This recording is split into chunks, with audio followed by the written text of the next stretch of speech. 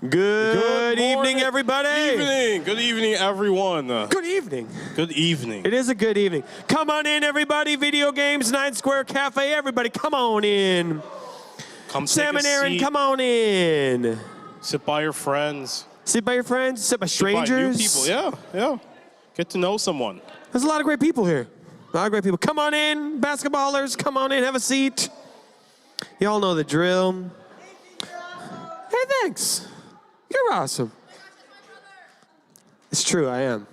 We got a great crowd tonight, Baco. We got a great crowd. Pretty nice today. Yeah, it's a pretty nice crowd. Thank you. We got the Baco fan club here tonight? I guess so, yeah. I guess they're here. Baco, I hear you're working on a new project. I am? A new feature film. A new feature film. That will be debuted at New Year's Retreat. Oh, yes, we are. Yes, we are. Yes. It's going to be great. I think we tried our best. I think it was pretty good. I think we're all 10 out of 10. I think it's going to be the best film. Exclusive to only New Year's Retreat. Yes. But let's get to the meat and potatoes of our announcement time. You see, what do we start with every week? Everyone knows this. What do we start with? We talk about offering. You see, we give because. Baco, what are some things that God has given you lately? Lately? Yeah, what has God given you? A new job. Ooh, that's very exciting. That's very exciting. God has given me lots of food. Lots of food. And in fact, I've realized too much. Too much. And I need to work on that. No, God is good, and he gives us lots of things, and so we give back. That's what all generosity and offering is all about, is we're giving. And some have already said it, but we give to Mom's Haven of Hope. Baco, what's Mom's Haven of Hope? Is an organization that helps out single mothers by basically building a house for them and even financing them a little bit. Yeah, and helping them out, teaching them life skills to help them raise their kids, help them fund school for them as well. So, pretty cool. You guys have been pretty generous. I think I last checked we're at 150, 180 of giving. So that's pretty good. But again, your generous support goes a long way to help build an actual, real, physical house that'll help mothers in need. So that's pretty cool. Please consider being generous here or anywhere. As long as you're giving somewhere, I'm happy. I'm happy. All right, our next announcement has to do with what we're doing next week. Who here is excited for the Q&A that we got coming up? I am. Bringing all those questions. We're going to ask lots of questions. Like, I was going to think of a question, but I can't think of like a single question right now. Here's the question. What is the question? There we go. That's a question. That's a question. That's tough. It's a tough question. What is the question? Yes. Any sentence with an exclamation point at the end? Oh, I guess, yeah. If you do like that. I don't even know. Sure. So if you have questions, you can send them into this number right here, 763-200-8225. In fact, here's what I want you to do. If you have a smartphone that has battery life, I want you to pull it out right now and text in a question right now. Now, it doesn't need to be a serious question. It could be a really silly one. Or it could be a serious one. You've been thinking about mulling on, about faith, about life. Send in that question right now. We'd love to get some filled. It's going to be a super fun night next week. Are you excited for it, Baco? I am. Usually the night is determined by the questions, so. Yes. Yeah. Whatever, it could literally be whatever topics you guys want. You get to steer the night. And it's a great night for friends, too, right? Mm-hmm. Yep. Yeah. Baco, do you have like friends in your life who like to ask a lot of questions? Unfortunately. Unfortunately, he says. I know I'm the guy in my friends' world that asks all the questions, except apparently now, because I'm blanking on stage. So yeah, text in those questions all week. I think I might post something on Instagram to remind you of the number, because I get it. No one can remember 10-digit numbers. That's a lot. I mean, we don't have to. So. Well, you don't have to. You can just put it in your phone. Then you don't have to memorize it. That's true. That's what I did. I made a contact of it. But yeah, it's going to be super fun. Next week, bring your friends. We're going to be talking about stuff from this series, other things about faith. The questions that have been sent in already make me super excited for the Q&A. And we're going to have Pastor Jason.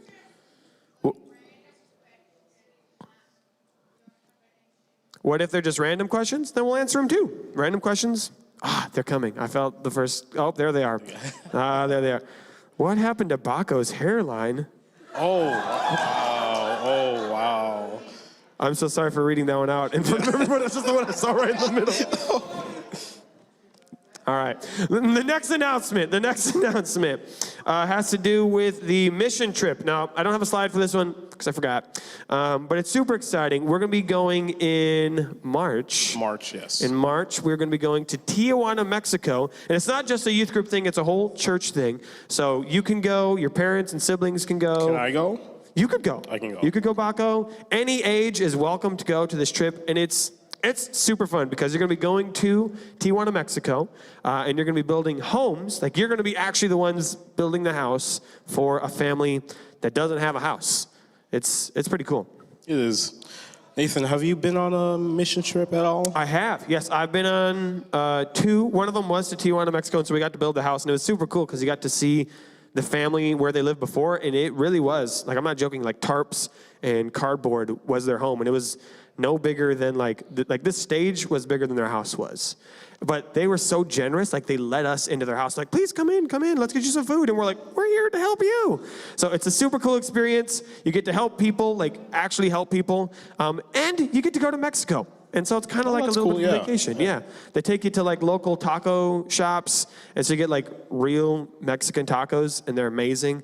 So super fun. It's a great trip. If you are interested in going, you can talk to me, or there's a link in our bio to register and ask more questions and things like that. So we will be talking a lot more about this. Next week, we're going to have someone actually come in and share the story about the mission trip. So it's going to be a good time. That's cool. Yeah.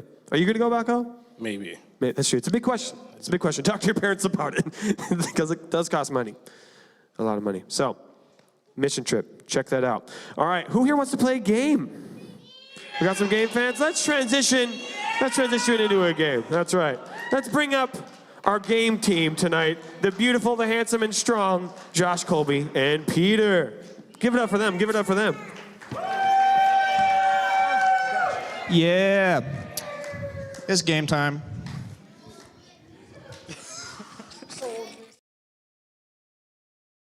First of all, I'm still All here. right. So if y'all forgot, these are the teams. Look quick. You see your grade? That's what color you are. You see it? Cool. All right, that's the scores. Right now, yellow team took the lead. That's legit. So, Red, bro. but red, we're closing that gap though. I like that. I'm not biased, but I'm going for yellow because they're winning. If you're not first, you're last. Red team for the win. All right, so tonight we got another game, and since Thanksgiving this week, we got a What's the Number Thanksgiving edition. So how this game is gonna work, we're gonna have a number that comes up onto the screen and 3 things that will follow with it. So, like for example, it could be like 1, and it's like how many football games you watched, a turkey you ate, or how many family members you had over for Thanksgiving. Could be beef, and it's a turkey, because 1 turkey is pretty normal. So, but it's gonna be more specific than that. That was just on the fly. So, we need someone from the red team. Red team. Who from the red team? Sam, Colby's going out. Pretty energetic about this. Let's go. Yes, Sam. All right, Sam. Sam's got it. Sam, you're gonna be playing for some goldfish. The same as last week. Let's go. All right. Let's see that first one. 8,000. Is it A, feathers on a turkey, B, volunteers at the Macy's Thanksgiving Day Parade, or C, football's needed for the Thanksgiving Day game? What do you think, Sam? And it's A. time. A? He's going with A. Let's Feathers see. on a turkey. B. Sam, do you want a different prize since you got this last week? Sure. You got it He wrong? Oh, guessed my A, bad. friend. I'm getting old. Come on, Josh. I'm getting old. My birthday's this week, so I'm getting old. Generational age right here. Thank you. Colby, What? who's next? I got it. He's not Another ready. person Oh, it's from the Peter's red team. turn. Age first here. For red team? I need Yeah, a red red team. team. Who's on We need a red red team? team. I'm gonna go right here. Back row, I've already seen y'all. What's up, bud? What's your name? We got a rotation. You know what? What? Ready to go for it, Colton? Is Quentin going for it? All right, let's see that. 53. Is it A, pilgrims at the very first Thanksgiving, B, the heaviest turkey on record in pounds, or C, the average number of dinner rolls served per meal? What do we got for an answer? A. A. What is it? It is A. Hey! Kobe! Give this to Quentin. No, you. See that Way right to there? go. Winning. All right. We've had 2 in a row with red. So, Colby, who's next? What team's next? Yellow team. Yellow team. What's your name, sir? Alex. We Hey, got Alex. Alex. And Alex, you're going to be playing for some tropical typhoon Mike and 50 Ice. And it's A. Oh, that's a big number. I'm not even going to try. 50 million. Alex, you can read. A, B, or C? C. C. That's a lot of money. It's a lot. It is B. Pumpkin pies eaten. Alex, come on. That's a lot of pumpkin pies. By far the best pie for Thanksgiving. No debate. No debate. Okay, who's next? Who's next? I need a yellow team. Another yellow team. Yellow team. Another yellow Another team. Peter, I'm gonna who's move it up the going to be? line. Moving up the line. Going down All right, the bud. line. What's your name? Braden. Braden. All right, Braden. Let's see that number. It's okay. 2.65. It's not stressful. A. It's just a challenge. Miles in the Thanksgiving Day Parade. Leftover sandwiches eaten per person. Or C, average dinner, after dinner naps per hour, or in A. hours. A? We're going with A. A. It is A. Let's go. Yeah. Oh. Oof. All right, Alex. All right, we've got 2 yellow, 2 red, and now we got to go with some blue people, all right? Let's see those blue people. team. Who from the blue team, Colby? Who are we picking? We're going to go in the front. What's your name? Katrina. Katrina. Katrina. Let's see what you're playing for. Let's go with the 88. Gatorade. We got Gatorade. An 88. Average miles traveled with the family on Thanksgiving. Average minutes on Black Friday shopping online, or percentage of Americans who eat turkey. What do you think? A, B, or C? B. B. Let's see it. Why eat turkey when you can have steak? It is C. Nice try. All right. Katrina. Peter.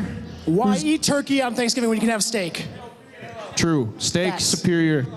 We're going with Caleb. All right, Peter. Who's next from the blue team?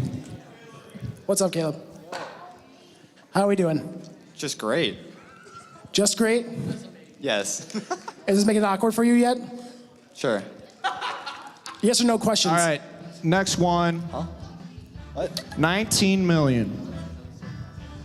Is it A, dollars in damage from home cooking attention to it. fires, Don't let him psych you turkeys out. served for the Thanksgiving Day meal, or C, Americans who celebrate in other countries? Just wipe his face down. A, B, or C? Pressure. You gotta go. B. B? Going with B. Let's see it. It is A. Caleb, man. All right. We still got a couple more questions left. Colby, who's up? We got someone from the yellow team again. Yellow team. Oh, we're changing up the order. We're going to go in the back again. What is your name, sir? Franklin. Franklin. Franklin, all right. Let's see this. 86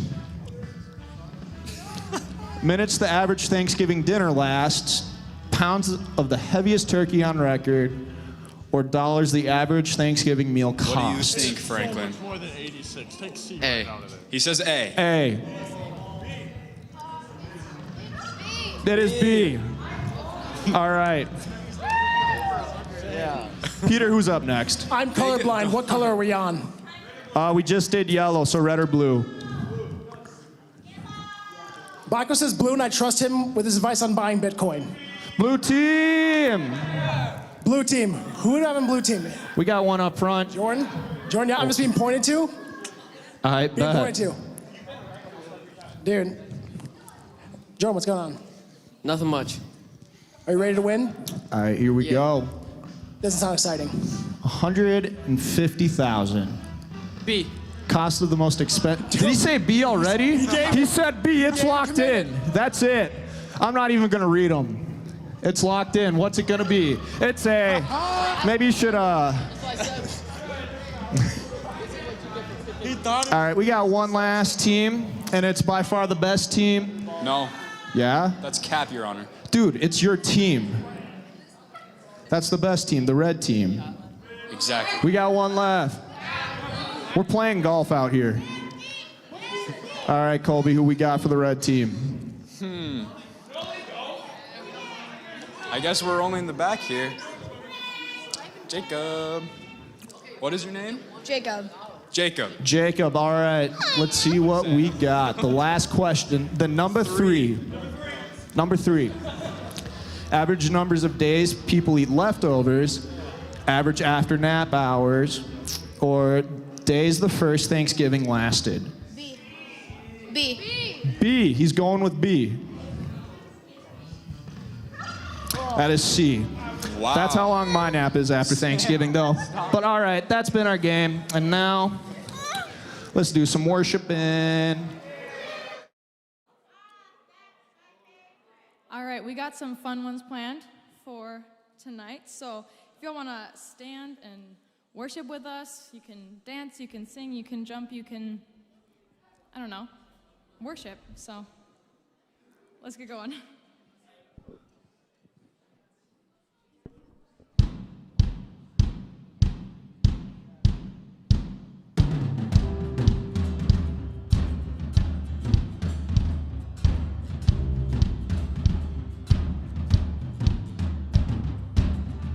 I saw Satan fall like lightning.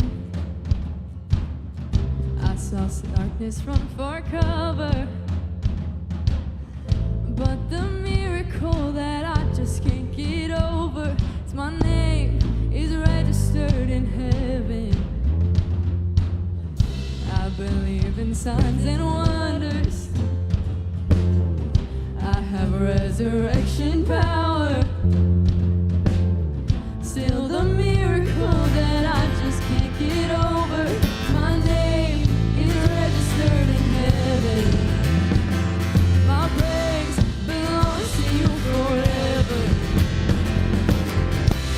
This is my testimony from death to life. His grace rewrote my story. I'll testify. By Jesus Christ all righteous, I'm justified. This is my testimony. This is my testimony.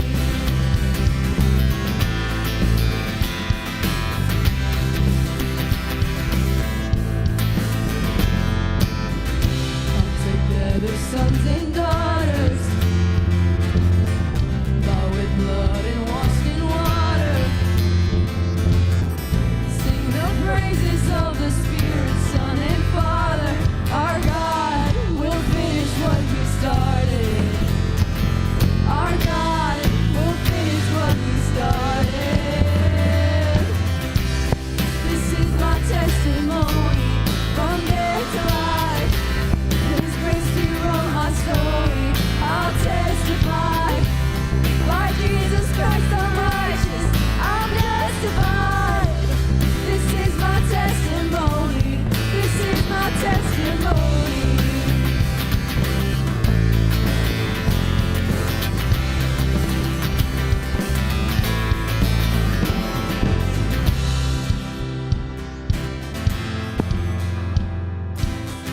I'm not dead, I'm not done. Greater things are still to come. Oh, I believe. If I'm not dead, I'm not done. Greater things are still to come. Oh, I believe. If I'm not dead, you're not done. Greater things are still to come. Oh, I believe. If I'm not dead, you're not done. Greater things are still to come. Oh, I believe.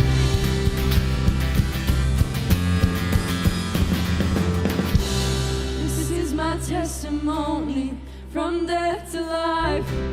'Cause grace rewrote my story. I'll testify. By Jesus Christ all righteous, I'm justified. This is my testimony. Oh, I'm alive. This is my testimony from death to life. 'Cause grace rewrote my story. I'll testify. By Jesus Christ all righteous, I'm justified. This is my testimony. This is my testimony.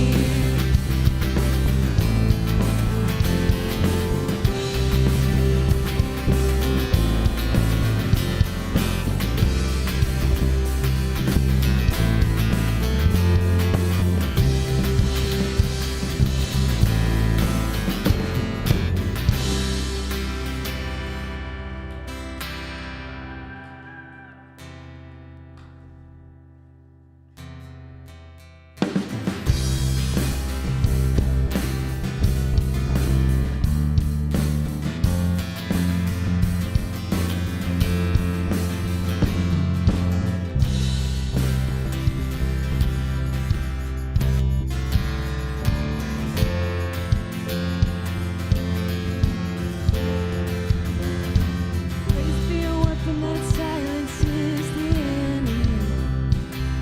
Let praise be a weapon that conquers all anxiety. Let it rise. Let praise arise. We sing your name and it changes everything. We sing with all we are and we claim your victory. Let it rise. Let praise arise. We'll see you break down every wall. We'll watch the giants fall. Fear cannot survive when we praise you. The God of breakthroughs on our side. Forever lift him high. With our creation cry, God, we praise you. Oh, we praise you. Oh,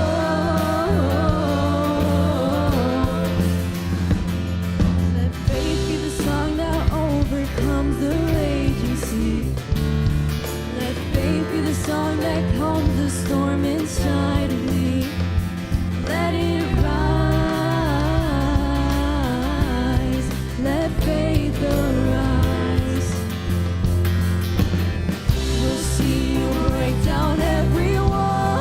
We'll watch the giants fall. Fear cannot survive when we praise you. The God of breakthroughs on our side. Forever lift him high. With all creation cry, God, we praise you. Oh, we praise you. Oh, this is what living looks like. This is what freedom feels like. This is what heaven sounds like. We praise you, we praise you. This is what living looks like. This is what freedom feels like. This is what heaven sounds like. We praise you, we praise you. This is what living looks like. This is what freedom feels like. This is what heaven sounds like. We praise you, we praise you. This is what living looks like. This is what freedom feels like. This is what heaven sounds like. We praise you, we praise you. We'll see you break down every wall. We'll watch the giants fall. Fear cannot survive when we praise you. The God of breakthroughs on our side. Forever lift him high. With all creation cry, God, we praise you.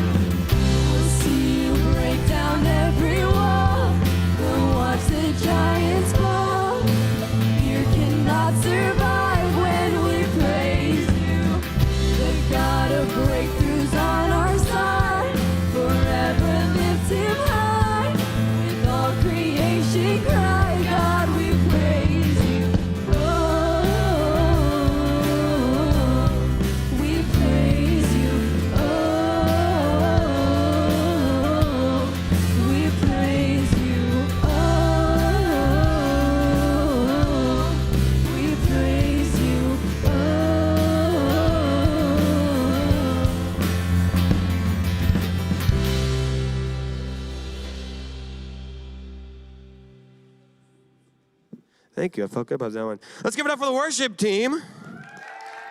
Gosh, they crush it. They crush it every week. They crush it every week, and I mean it. All right, let us pray, and then we're going to move into a time of learning. All right, dear Lord, I want to thank you so much for this incredible night, for all these amazing people, for those who have been here 1,000 times, for those who are coming for the first time, and those who are returning. We're so glad that they're all here with us. Let's pray over these next couple of minutes, that the words that I speak would not be my opinions, but be your truths, and help us all to be able to learn more about you, God, learn more about who you are and how you love us, and how you are with us, even during the painful parts of our life. Help us to all stay focused in whatever way we need to, whether that be through notes or fidgets or just staring really intently. We thank you, God, for everything you do, and we love you. Amen. I don't know why I said that. That was so weird. All right. Well, welcome everyone again. If we haven't met, my name is Nathan, and we are currently near the end of our series that we've been talking about for a couple weeks called The Purpose of Pain, where we've been talking about how in life, lots of painful things happen.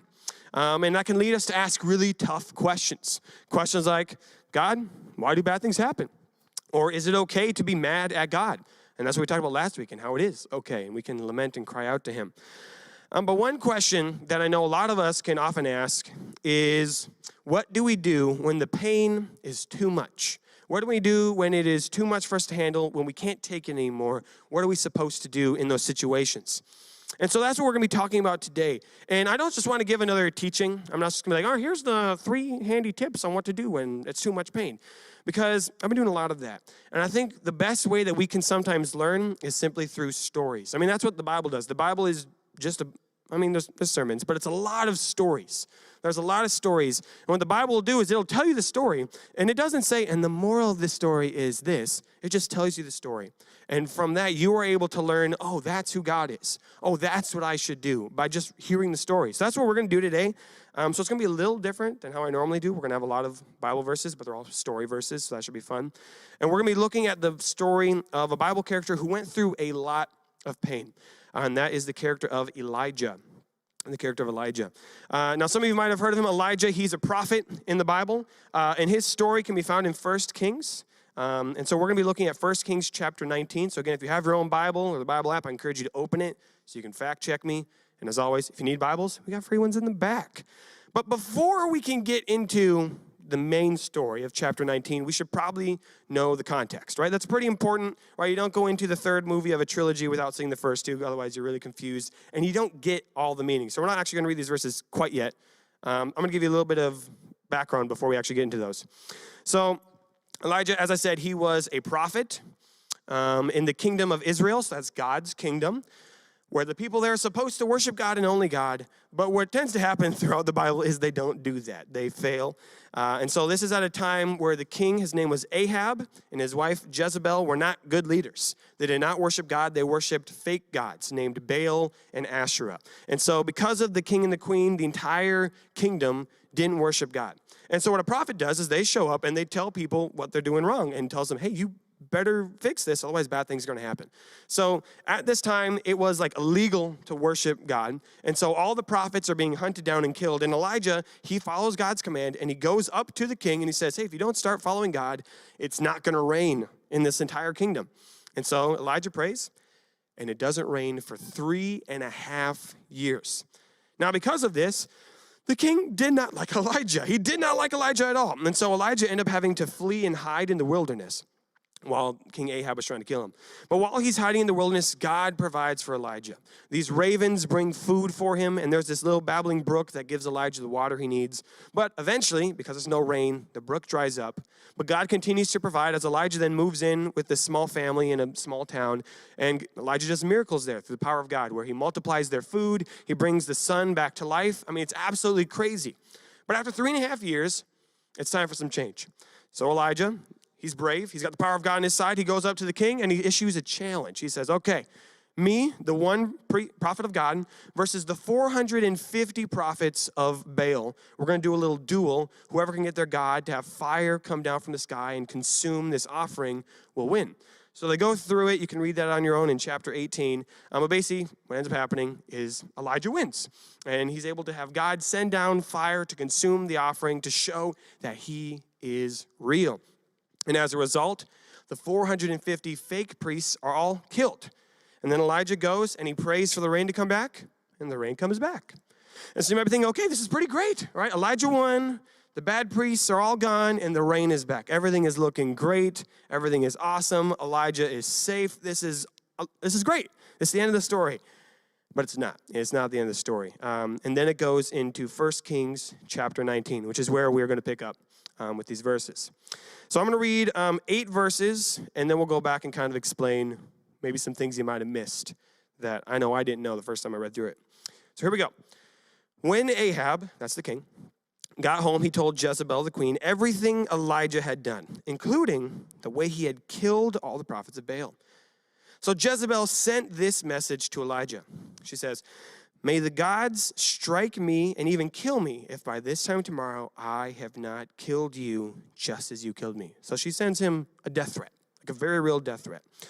So Elijah was afraid. That makes sense. And he fled for his life. He went to Beersheba, a town in Judah, and he left his servant there. Then he went on alone into the wilderness, traveling all day.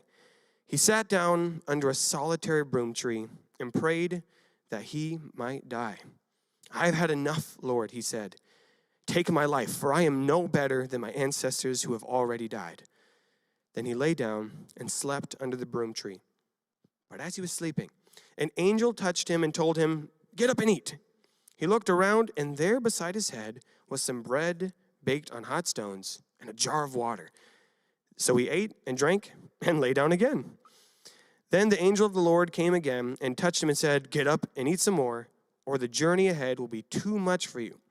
So he got up and ate and drank, and the food gave him enough strength to travel 40 days and 40 nights to Mount Sinai, the mountain of God. Okay, so there is a lot squeezed into those 8 verses that I know I didn't pick up the first time I read this. In fact, I learned a lot in preparing for today's message.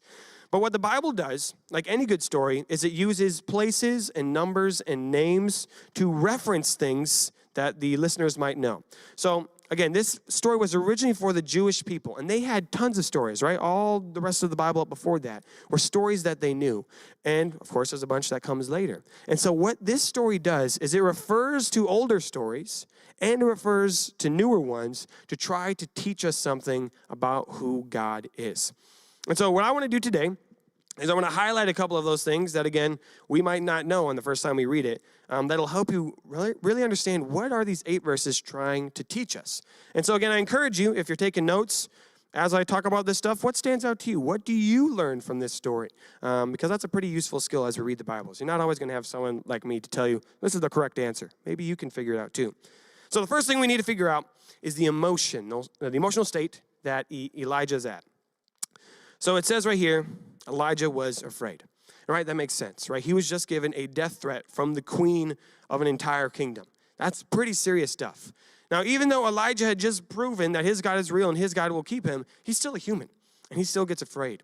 And so he fled and he ran away. And then when he prayed a very serious prayer, right? He said, God, take my life. Now, Elijah, we know that his prayers are powerful.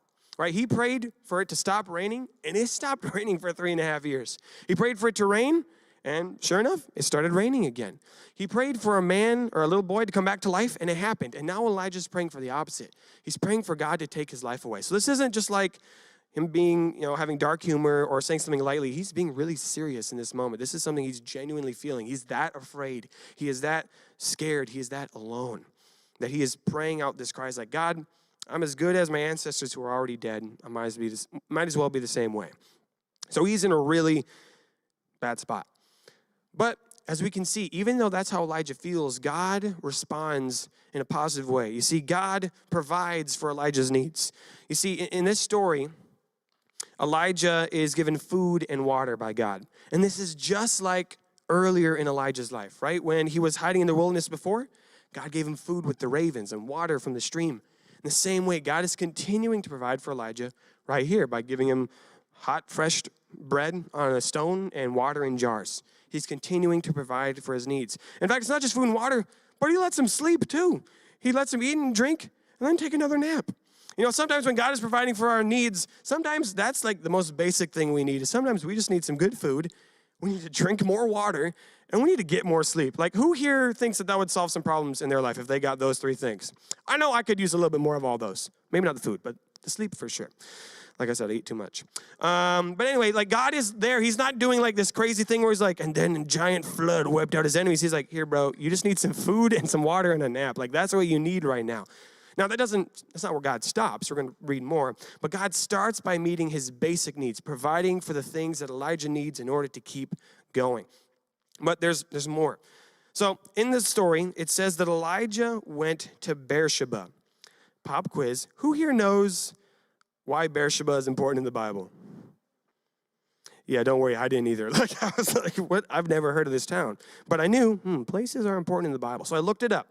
And the first time that Beersheba comes up in the Bible, the first time it's referenced quite a few times, is in Genesis. So what I'm going to do is I'm going to read that story, the first time Beersheba is mentioned, and I want you to see if you can notice any similarities between the story we just read and the story in Genesis. Because again, as the Jewish people are hearing this story, they're going to hear Beersheba, and they're going to be thinking of this other story. They're going to be making that connection.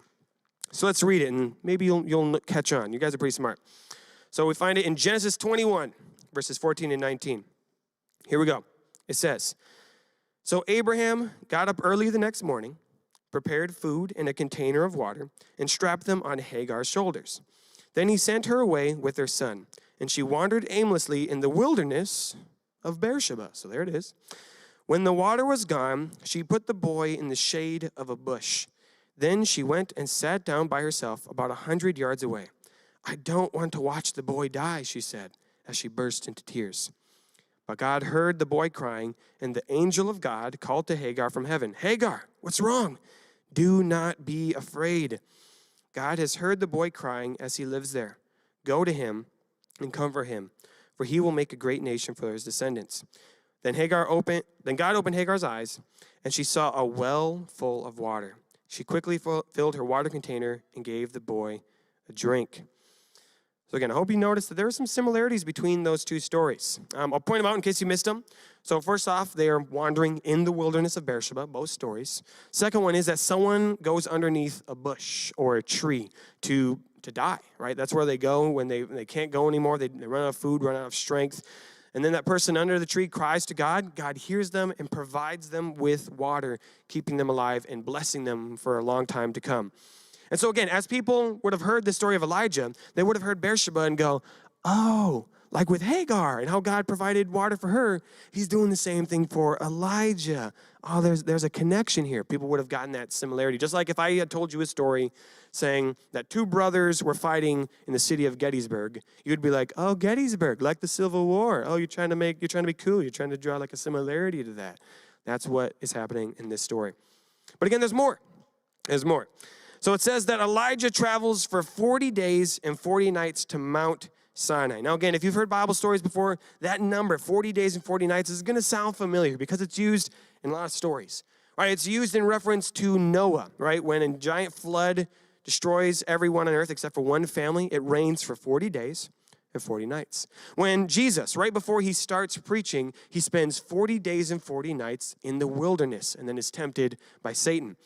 For 40 years, the Israelites, they end up wandering through the wilderness before they're able to get to the promised land. So this number of 40, in reference to time, is used in the Bible to represent a time of trial, a time of temptation, tough times. 40 years, 40 days, 40 nights represents a time of trial and turmoil. But all of those situations, after the 40 days and 40 nights, God does something. He gives them the promised land. He creates a new world. He blesses Jesus to do his ministry, right? After the 40 days and 40 nights comes something powerful. And what's cool is Elijah, he's traveling, right, from Beersheba, where we talked about, to Mount Sinai, which is the same mountain that Moses was given the 10 Commandments. So this is a super important mountain. This is the mountain where God talks to people and gives them commands. And so Elijah is going from Beersheba to Mount Sinai, which is the opposite journey the Israelites would have taken, except he did it a lot faster, in 40 days instead of 40 years. So he must have known the map or something. So again, this is a huge way of saying, in all these different situations, God is providing for Elijah, just like he did for Hagar and Beersheba, just like he did for Noah, and like he will do for Jesus, and he did for the Israelites. God provides for the needs of his people. And these 8 verses are trying to hit you over and over and over again. Like, remember this story where God did that? Remember this story where God did that? And here's a story where God does that. God is providing for your needs, even when you don't remember. But there's more to the story. You see, after Elijah is given the food, given the water, given a nap, the angel tells him to go to Mount Sinai, right? He gives him his next step. So that's another thing we can learn from the story is that God provides your next step. Provides your next step, where you need to go, what you need to do, your path. Now, the path that he gives Elijah is not an easy one. He doesn't say, all right, yeah, just head over there. It'll be real quick. No, he's like, you're going to be walking for 40 days and 40 nights and go up a mountain. So that's not an easy journey to take, especially by foot, which Elijah would have done. But God gives him that next step. And let's see what he does. Let's keep reading the story with verses 9 and 10. So what happens next is, then he came to a cave where he spent the night. But the Lord said to him, what are you doing here, Elijah? And Elijah replied, I have zealously served the Lord God Almighty. But the people of Israel have broken their covenant with you, torn down your altars, and killed every one of your prophets. I am the only one left. And now they are trying to kill me too. So this is the point where Elijah, he goes up to God. God basically saying, all right, Elijah, what's going on?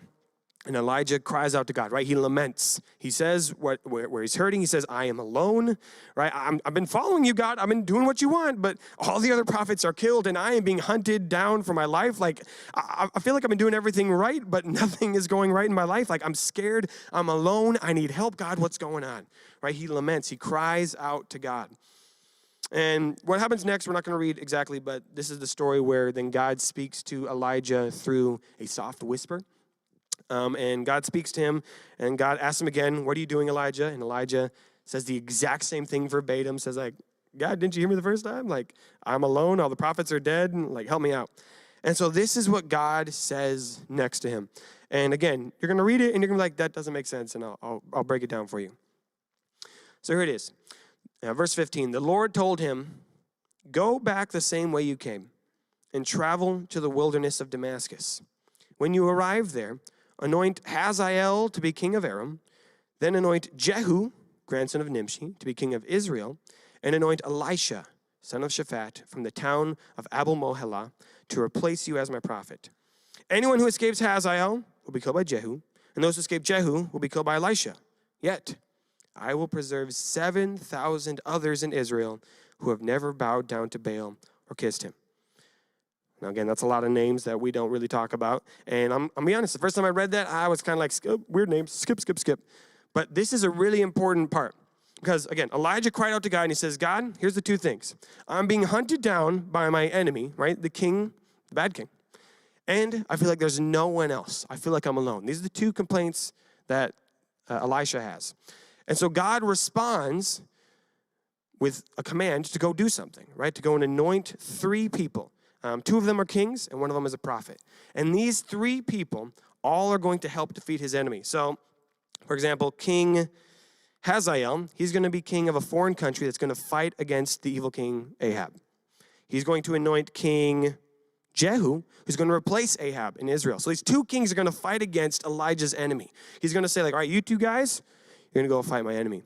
And then Elisha is going to replace Elijah as the new prophet. And Elisha is going to do some incredible things to defeat Ahab. So again, long story short, Elijah says, I have this enemy who is hunting me down. And God says, there are 3 people, this king, that king, and this prophet, who are going to fight your enemy for you. They're going to beat him. They're going to take him down. And so this is God's way of saying, don't worry, I got it covered.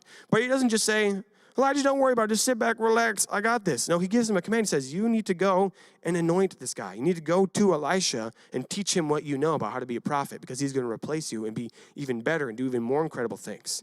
So God is directly answering Elijah's need by giving him a next step.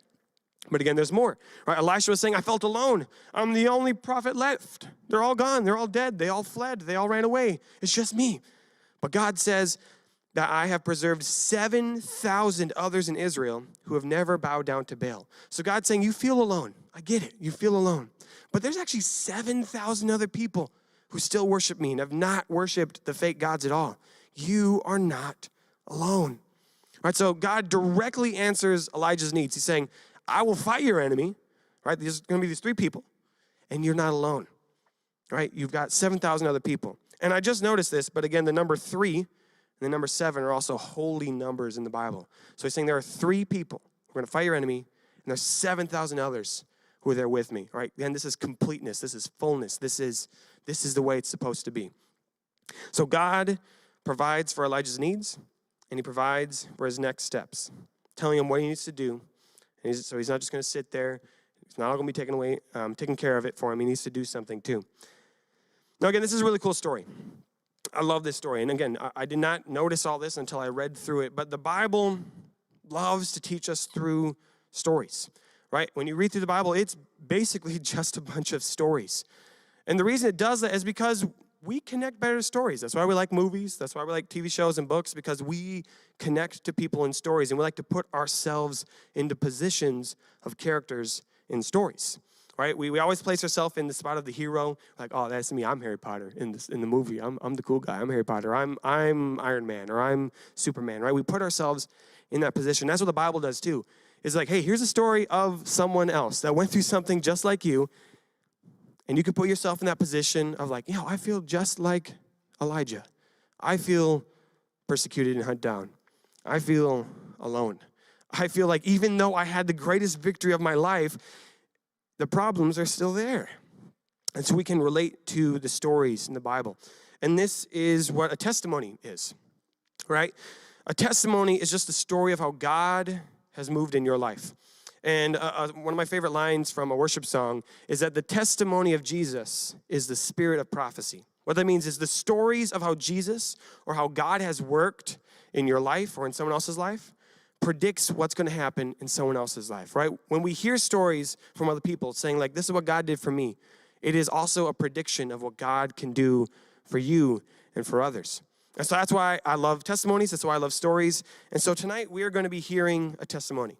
So I'm going to need you all to give a big, warm round of applause for the amazing Lauren. And can we get our chairs too?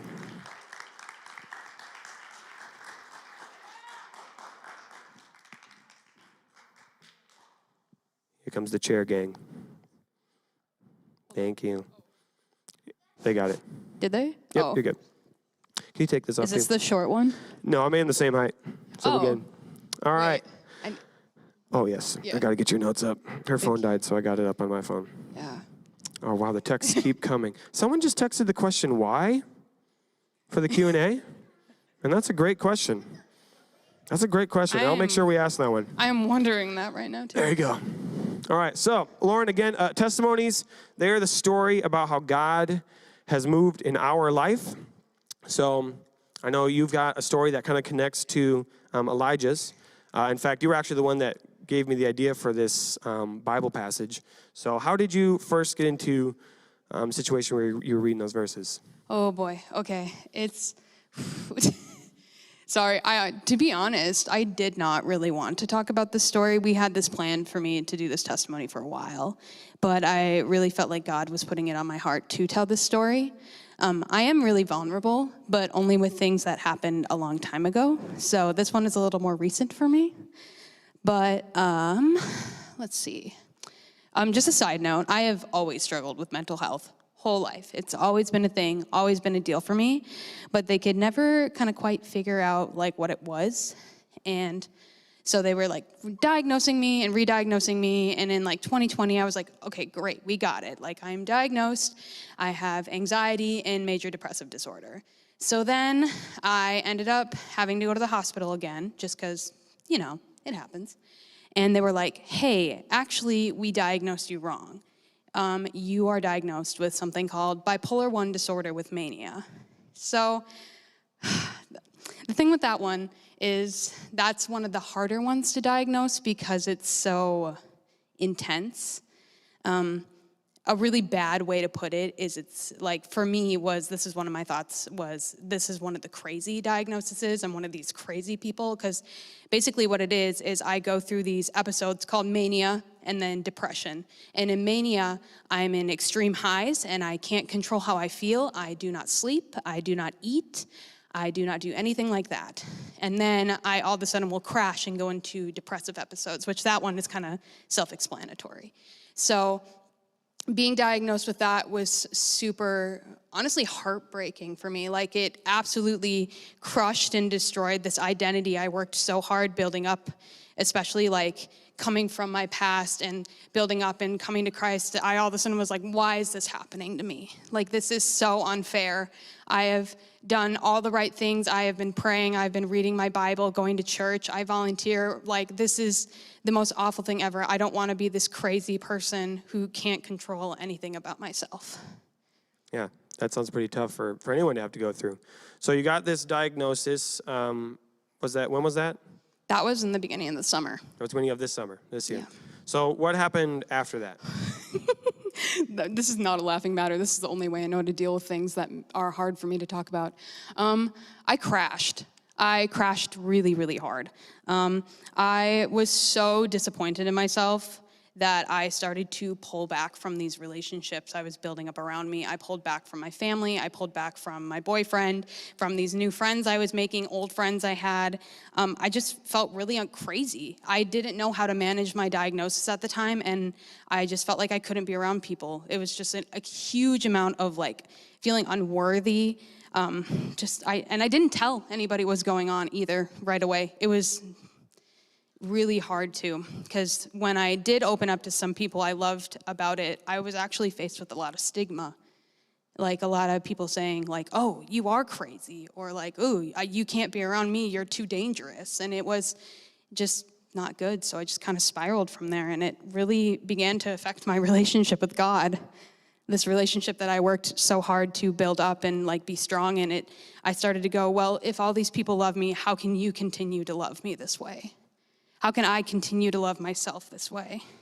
It actually really affected like how I worshiped, how I prayed, how I read the Bible. It affected all of it. I barely could come up on stage and sing so many nights because it just was crushing me that bad.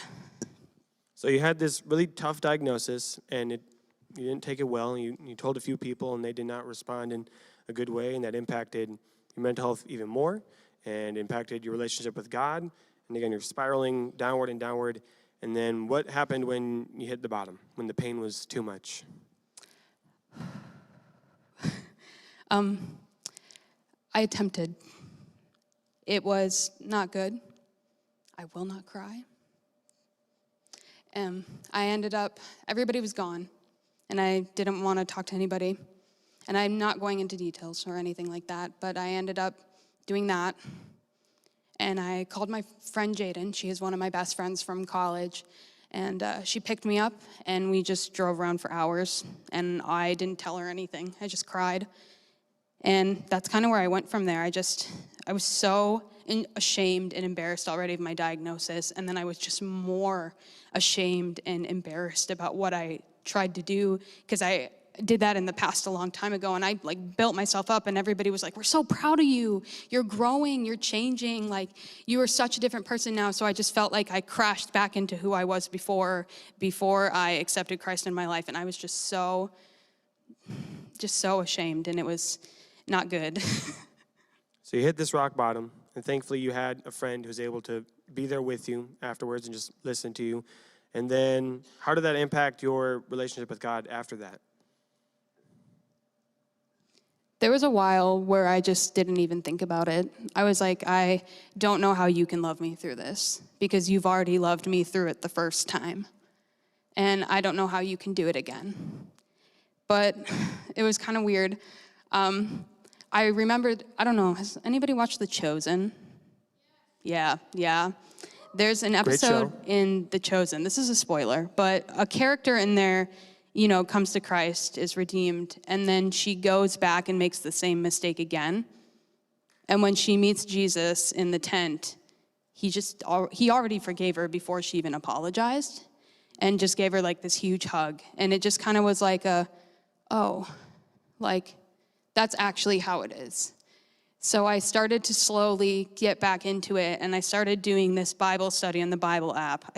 It's called 13 Reasons to Stay Alive. That's what it's called. It's really good. I actually really recommend it. And I was just praying to God, like, I don't know how you can love me through this, but I really just need, like, a moment for you to just be like, I see you. Like, I see you, and I acknowledge what's going on, and I am here for you. And it led me to what Nathan talked about today, was that story of Elijah. And it was kind of crazy. Like, it was kind of like a moment for me, because I read that story and I saw so many connections of my story being the same as Elijah's.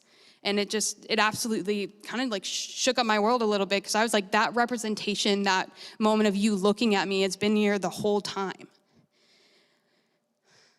Yeah, so you found this Bible, Devo in the Bible app, and you connected to this Bible story. Like, that's what the story is there for. Just we don't often talk about it, right? There's a lot of stories, and some of them don't get highlighted.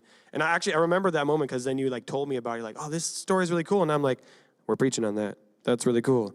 Because I was planning the curriculum at the time. I give credit where credit's due. The idea came from her. So you had this really cool moment where you saw a story in the Bible where it was saying that God sees you, right? God sees where you're at, what you're going through. And so then what happened next? So then what happened next was I really started to dive into it and like look at it. And for me, kind of what I interpreted out of it was that is such like a clear roadmap of how God takes care of us through moments like that, because I felt like almost side by side with Elijah in that. So we have the beginning. We're in our pain and suffering. We feel alone. We're sitting there like, we prefer anything else than this, like even death. And I like saw that recognition in Elijah, and I just was like, whoa. But then I watched how the next step was he was in the wilderness. Kind of the same for me. I was running away, isolating, alone. And then God provided. God provided for me in that moment where I made that decision. He provided my friend Jaden. In that moment where everything was crashing down, he did provide others around me. It's just a little hard to see when we're in our pain, because we get so like this, but we need to expand it like that. So I watched as God was providing for me throughout this journey. I started to find a medication that works for me. I started meeting with somebody weekly. I was able to tell people I loved and get a reaction back that wasn't negative at all. So then I was like, okay, so we did that. So God acknowledged, he provided, but then the next step was, what is the next step?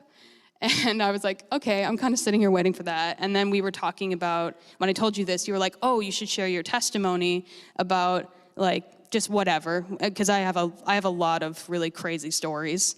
And the next step was God was like, share that story. And I was like, no, because that was recent and people know me here when all that went down. And I don't like that.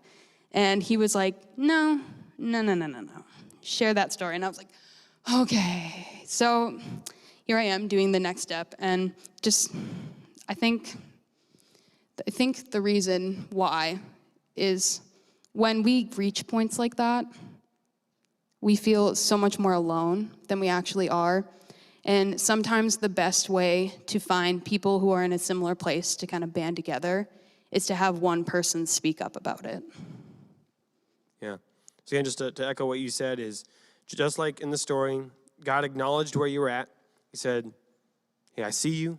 I acknowledge that this is painful. And he provided for your needs. And part of that need was opening your mind to see that there are other people around you. Just like Elijah, he's like, hey, you're not alone. There's these 3 other people and these 7,000 other people. You're not alone. You feel that way. And he's acknowledging, hey, I get that feeling, but let me show you the truth, that there are other people out there. And then he gives you that next step, which, again, like Elijah, that wasn't an easy next step you just took tonight. Like, God tends not to give easy next steps. Like, if God tells you something easy to do, that's probably your idea of what you should do next. If it's a challenging idea, then it's probably what God is asking you to do, because I know how he's worked for me, and that's how he worked for you, and how he works in the Bible. So you did it. You followed that next step. And so is there anything else that you want to share from that story? I think so. I think maybe some parting words. I don't know. I just want to say that if there is anybody going through something like that, I know all of our circumstances aren't the same, but God acknowledges you, And I acknowledge you in that moment. It's so hard to sit there and be like, people love me and people see me and people understand what I'm going through. But I want you to understand that like God's love is so much bigger than that. There is no thought you are ever going to think about yourself, about others, that is going to be too much for God. And that was something I didn't understand in the moment, but I definitely understand now. That's good. I'm going to invite the worship team to come up at this point. Lauren, is there anything else you want to share with everyone tonight? Oh, yes. Okay. So this is my last thing. So in the beginning of that story with Elijah, one of the very first things he did once he ran away was he prayed to God. So something I have started doing on really, really hard days with my mental health, or when I am feeling that way a little bit more, because the reality is that's not something that necessarily goes away. That's something we're going to continue to work through with God. Something I started writing just wherever on my arm or on my wrist is Elijah prayed, because I want to remember that when those moments or those storms come, the first step we need to take is we need to reach out to God, because in the end, that's what's important, and he's going to provide for us whatever we need, whether that's medication, people, comfort. The first step is we need to pray. That's so good. Thank you, Lauren. Can we give a round of applause for Lauren and for her bravery tonight? Thank you so much. Can I get the guys to come and take these chairs off? Oh, yeah, you can take that one. That'd be great. Yeah, again, it's so powerful that God provides for our physical needs, but he also gives us those next steps. So as we worship tonight, man, wherever you're at, if you're still crying out, keep doing that. Cry out to God, pray to God. God's asking, what are you here for? What do you need? And just be honest with him. But maybe you've already been doing that, and now it's time for you to listen. What is God saying to you? What is that next step? And for some of you, he's already given you that step. But a lot of us like to ignore it because it's hard and it's difficult. But the truth is that God has a plan for us, and he's protecting us, and he's loving us, and he wants what's best for all of us. So let's move into a time of worship where we can thank God, we can cry out to God, where we can listen to God, because he loves you and he's here for you.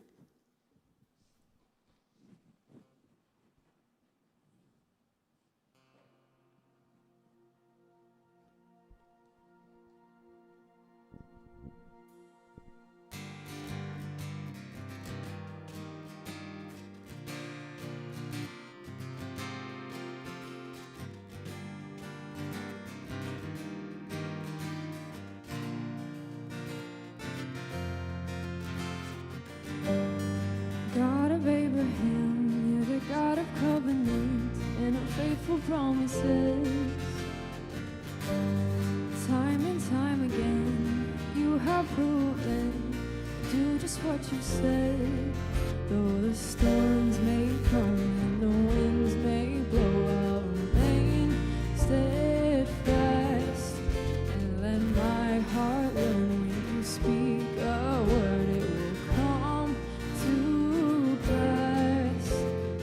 Great is your faithfulness to me.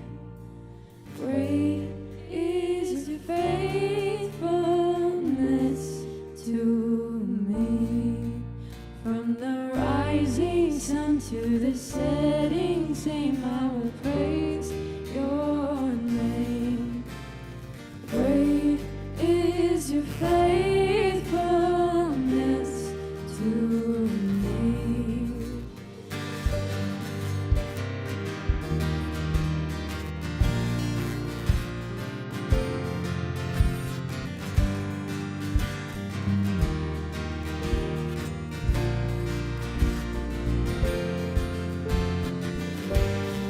God from age to age, though the earth may pass away, your word remains the same.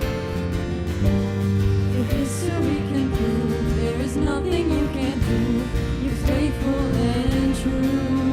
Though the storms may come and the winds may blow, I'll remain steadfast and let my heart learn when you speak a word, it will come to pass.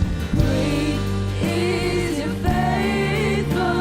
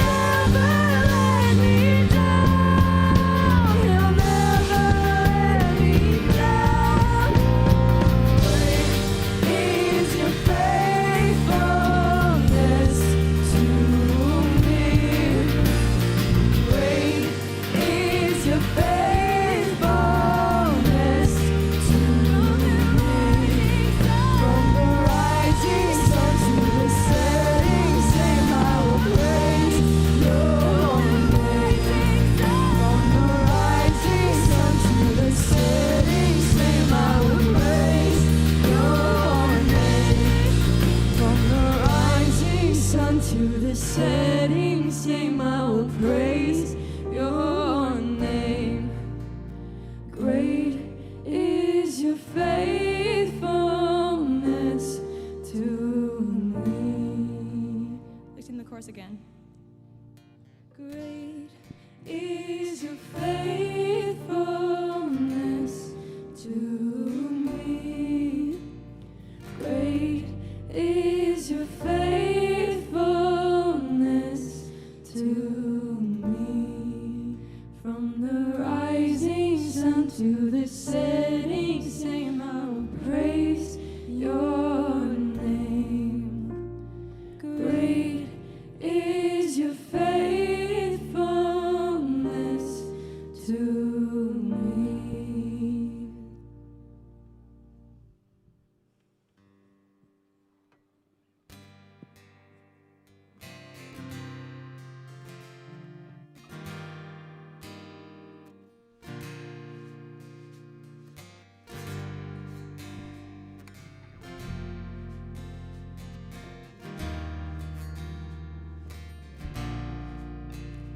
Oh, how high would I climb mountains if the mountains were where you hide?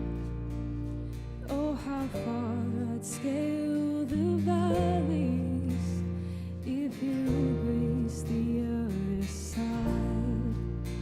And oh, how long have I chased rivers from lowly seas to where they rise, against the rush of grace descending from the source of its supply.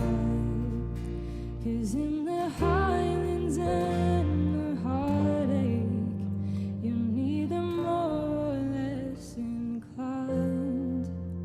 And I would search and stop at nothing. You're just not that hard to find.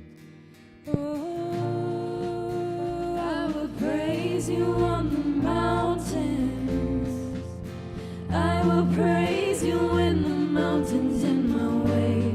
You're the summit where my feet are. I will praise you in the valleys all the same. No less God within the shadows.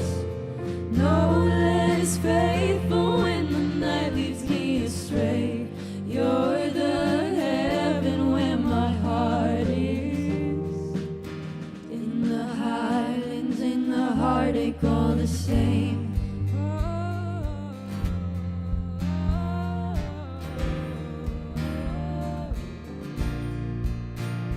Oh, how far beneath your glory does your kindness extend the path? From where the feet rest on your sunrise to where you sweep the sinners past. And oh, how fast will you come running if just to shadow me through the night? Trace my steps through all my failures and walk me out the other side. For who could dare ascend the mountain, that valley hill called Calvary? But for the one I call Good Shepherd, who like a lamb was slain for me. Oh, I will praise you on the mountain. I will praise you when the mountain's in my way. You're the summit where my feet are. I will praise you in the valleys all the same. No less God within the shadows. No less faithful when the night leads me astray. You're the heaven where my heart is. In the highlands, in the heartache, all the same.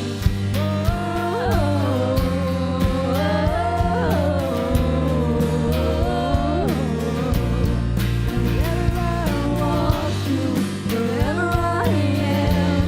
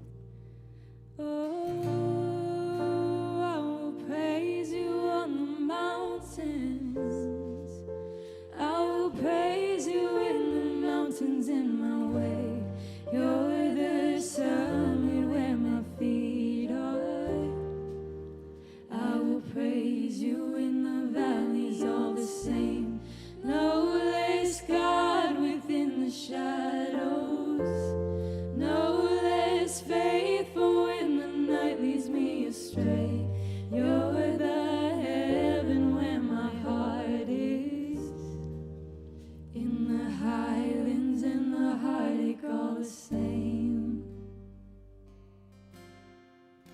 I think that's one of the cool parts about who God is that in the mountains, in the valleys, in the highlands, and in the heartaches, our God is the same.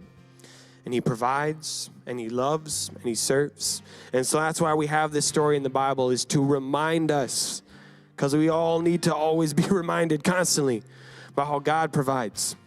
He provided for Elijah and the ancient Israelites. He provided for Jesus and for the early church. He provided for your parents and your grandparents, your leaders, me, and you. And that's why we share these stories. So when we're in those moments and when we feel alone, when we feel like we have nothing, God reminds us, don't forget, I'm that same God. I have the same love, and I'm still here for you. One thing that I think is really cool about the story of Elijah, again, his prayers most of the time came true, except for one. Right? He prayed, God, take my life. And not only did God not take his life right then and there, Elijah's actually one of the few people in the Bible who doesn't die. He ends up getting scooped up by a chariot of fire and taken into heaven. So God doesn't just say, he hears this prayer from Elijah, and God's like, you know what? Because of that, you're never going to die. I'm not going to let that happen to you because that's how much I love you. I'm never going to let this happen to you, to show to the whole world that even though we sometimes ask for death, when sometimes we are asking for things that bring us harm, God gives us life, life to the fullest and life eternal. That's what we have. And so thank God he doesn't always answer our prayers, because sometimes he has something even better than what we're asking for. So I'm going to ask us all to stand as we take our step today. And again, God gives you your next step. And so I hope you're able to hear from God. And if not, that you're able to talk in your growth groups later about what it is that God is asking you to do right now. So let this step that we take represent that courage, that bravery, and the strength that God gives us to take the next step in our life. All right, everyone's ready? Here we go. Say it with me. Each week, we take a step to signify our continuous walk with Jesus Christ. 3, 2, 1, step. God loves you. You're not alone. See you next week.